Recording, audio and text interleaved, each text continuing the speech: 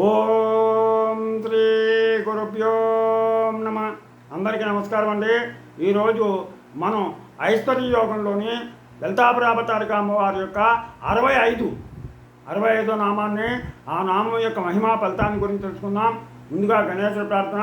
శుక్లాంబరధరం విష్ణు శశివర్ణం చతుర్భుజం ప్రసన్నవదనం ధ్యాయే సర్వవిఘ్నోపశాంతయే. గురుబ్రహ్మా గురుర్విష్ణు గురుర్దేవో మహేశ్వరః గురు సాక్షాత్ పరబ్రహ్మ తస్మై శ్రీ గురవే నమః. ఓం ఐం హ్రీం శ్రీం శ్రీ మాత్రే నమః. ఓం ఐం హ్రీం శ్రీం శ్రీ మాత్రే నమః. హరి ఓం. ఈరోజు మనం ఐశ్వర్య యోగం లలితాపరాపతారిక అమ్మవారి యొక్క 65వ నామాన్ని గురించి తెలుసుకుందాం.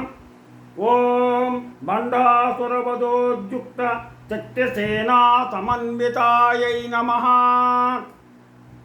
ఓం బండాసురవధోద్యుక్త శక్తిసేనా సమన్వితాయై నమః. ఓం బండాసురవధోద్యుక్త శక్తిసేనా సమన్వితాయై నమః. ఓం ఐం హ్రీం శ్రీం ఓం బండాసురవధోద్యుక్త శక్తిసేనా సమన్వితాయై నమః. ఓం ఐం హ్రీం శ్రీం ఓం బండాసురవధోద్యుక్త శక్తిసేనా సమన్వితాయై నమః. ఇలాగా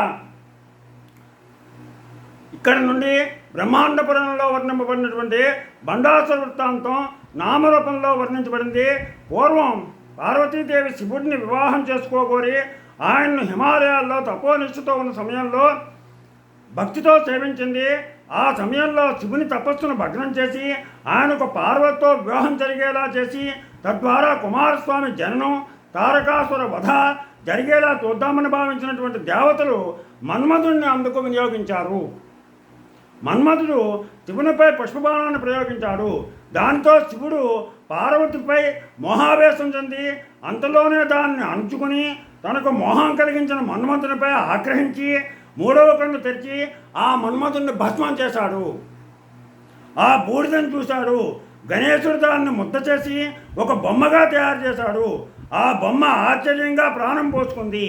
మన్మధుని భస్మం నుంచి తన ప్రమేయం లేకుండా పుట్టిన ఆ పురుషుణ్ణి చూసి బ్రహ్మదేవుడు ఆశ్చర్యపోయి భండా భండా అన్నాడు. బ్రహ్మదేవుడు ఆశ్చర్యం పొంది భండా భండా అన్నాడు. భండా అనగా ఆశ్చర్యం అనే అర్థం. రుద్రుని కోపం నుండి పుట్టిన అగ్ని వల్ల తయారైనటువంటి భస్మం నుండి పుట్టిన ఆ వ్యక్తికి బండాసురుడు, ఆ వ్యక్తికి బండాసురుడు అని చెప్పేసిన పేరు వచ్చింది. కోపజాతునికి రాక్షస లక్షణాలు వచ్చాయి. వాడు రాక్షస గణాలకు రాజై ఋషులను దేవతలను కూడా పీడించాడు, యజ్ఞాలు పాడు చేశాడు. దాంతో సర్వలోకాలు తల్లడిల్లిపోయాయి. అప్పుడు దేవతలు అమ్మవారిని ప్రార్థించారు. అమ్మవారు వాడిని సంహరించడానికి అనేక శక్తులతో కూడిన శాంతితో బయలుదేరుతుందని చెప్పేసి ఈ మంత్రానికి అర్థం. ఈ మంత్రానికి అర్థం ఇది. నిజానికి అమ్మవారికి శక్తుల సహాయం అవసరం లేదు. కానీ లీల కోసం మాత్రమే సహాయం తీసుకుంది. వారిని వెంట పెట్టుకుని బయలుదేరింది. ఈ మంత్రానికి మరో అర్థం కూడా ఉంది. అజ్ఞానమే బండాసురుడు, వారిని నశింపచేసే జ్ఞానమే శక్తిసేనలు. అనగా అజ్ఞానం నాశనం చేసి విజ్ఞానాన్ని ప్రసాదించే ప్రయత్నం అన్నమాట. రెండో అర్థం అది. మన యొక్క అజ్ఞానాన్ని రూపుమాపి విజ్ఞానాన్ని అందించేటువంటి మంత్రం ఇది. అందుకని ఈ మంత్రాన్ని తప్పనిసరిగా ప్రతి ఒక్కళ్ళు కూడా వీలైన సార్లు పఠించండి. భక్తితో కనుక 11 సార్లు రోజు జపిస్తే జ్ఞానం వస్తుంది, జ్ఞానం సిద్ధిస్తుంది. అలాగే ధారణాశక్తి పెరుగుతుంది. ఈ మంత్రాన్ని 11 రోజులు 1000 సార్లు జపిస్తే ఎవరి సహాయం అవసరం లేకుండా కోరినటువంటి ఉద్యోగం లేదా సంపద పొందవచ్చు.